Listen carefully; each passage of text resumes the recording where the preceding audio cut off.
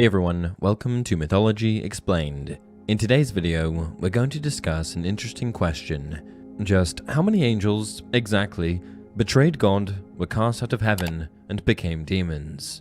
We're going to begin by looking at an earlier iteration of the devil, one that portrays him as an instrument of God used to test humanity, not as the ruler of hell and king of demonkind. This will take us into the book of Job, which demonstrates how the devil was used in that capacity and wasn't always viewed as a fallen figure. Then, we're going to look at the book of Revelation, which describes the fall of the angels, and finally, we're going to dive into the various theories that quantify the angel population and detail the proportion of them that fall from heaven and become demons. One hypothesis postulates there to be 133,306,668. Let's get into it. Satan, also known as Beelzebub, the devil, Iblis, Mephistopheles, Lucifer, and numerous other infamous names and titles, wasn't always viewed through the same lens we use in contemporary times, which is to say, perceiving him as the great defiler, the nemesis of God, the bane of man, the corrupter of hearts, the fallen one, the leader of hell's hordes, the lord of infernal fire, and so on and so forth. In fact, the notion of fallen angels is entirely absent from the Old Testament, which means accounts pertaining to the number of angels who forsook heaven, replacing its light with the darkness of hell, didn't exist until the advent of yet later works, like the New Testament and the Book of Enoch. But before we move our focus to that, let's spend a little time looking at what could be called Satan's antecedent, which is the earlier conceptualization of him that's included in the Old Testament. In Hebrew, Satan means adversary, and Satan, as an epithet for the devil, is actually a truncated version of Ha-Satan, meaning the adversary, which, as originally conceived, referred to a post held or duty performed by an angel that served God, one unfallen. This angel, as directed by God, would oppose mankind, bringing strife and suffering to test resolve, to see if, even in the face of unbearable circumstances, people would keep their faith and remain true to God. This is demonstrated in the book of Job, one of the books of the Old Testament. The story begins in heaven, where God extols the righteousness of his servant Job to the assemblage of angels gathered before him. One of these angels, called Ha-Satan in Hebrew, approaches God and presents him with this question: how do you know Job is actually good? Are you sure it's not just a superficial display put on because you reward him? Ha-Satan then follows up this question with a proposal, which is something to this effect: let me go forth, I'll unleash every sort of pain imaginable.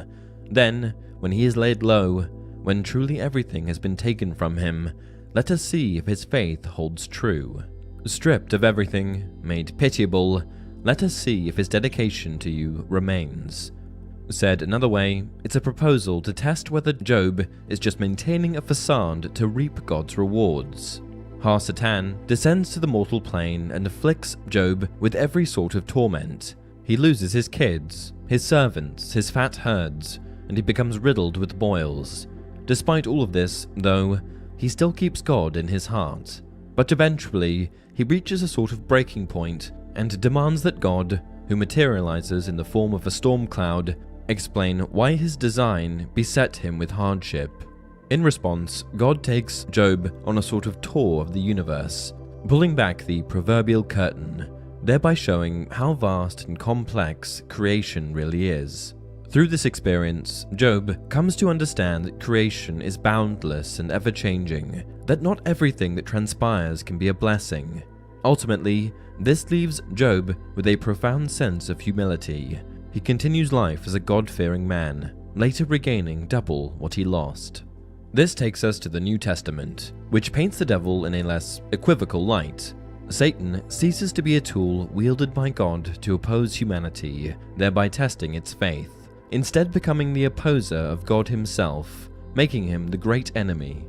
Originally, the devil was a mighty and majestic angel, by some accounts presiding over the order of virtues and leading the seraphim, the angels ranked highest in the 9-tiered angelic hierarchy. If you want to know all 9 orders, check out the video in the pinned comment. The pitfalls of pride and ambition are most commonly cited as what precipitated the devil's fall, but other versions have been put forward. In the book of Revelation, the last book of the New Testament, the notion of fallen angels is made quite clear. Here's the passage. "And there appeared another wonder in heaven, and behold, a great red dragon, having 7 heads and 10 horns, and 7 crowns upon his heads. And his tail drew the 3rd part of the stars of heaven, and did cast them down to earth. And there was war in heaven. Michael and his angels fought against the dragon, and the dragon fought, and prevailed not, neither was their place found any more in heaven. And the great dragon was cast out, that old serpent, called the devil, and Satan, which deceiveth the whole world. He was cast out into the earth, and his angels were cast out with him." One interpretation is that 1/3 of the stars being brushed out of the sky by the dragon's tail symbolizes 1/3 of the angels falling from heaven. According to the Cardinal Bishop of Tusculum, who lived in the 13th century CE, and corroborated by Alfonso de Spina, a Catholic bishop of the 15th century CE, the proportion of angels who fell from heaven was indeed 1/3. By their account, this fallen third totaled 133,306,668, meaning the remaining 2/3 totaled 266,613,336, and the original grand total, every angel pre-fall, was 399,920,004. Apparently this number, nearly 400 million, was arrived at through this line of calculation. There are 9 angelic choirs. Each choir comprises 6,666 legions. Each legion constitutes 6,666 angels. Multiplying the two figures gives us a sum of 44,435,556. Finally, multiplying this number by the number of choirs gives us 399,920,004 angels.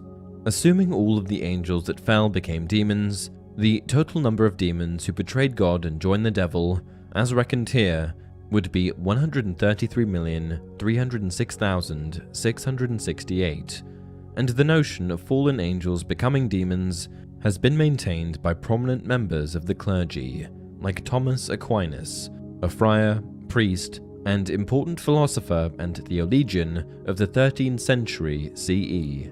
Another version claims it was only 200 angels who fell from heaven, and yet another, this one expounded by William Auvergne, a 13th century bishop of Paris, claims that 1/10 of each of the 9 angelic orders fell.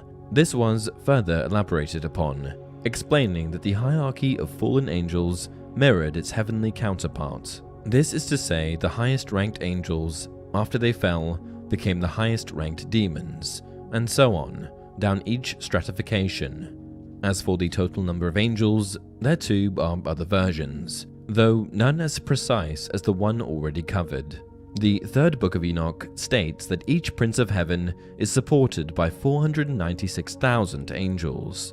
Also, in Jewish law, there are theories that yield astronomical numbers, such as there being 11,000 guardian angels protecting each person, and there being an angel for every blade of grass in every patch, field, or plain that bristles on the face of the earth.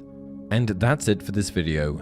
If you enjoy the content, please like the video and subscribe to the channel. As always, leave your video suggestions down below.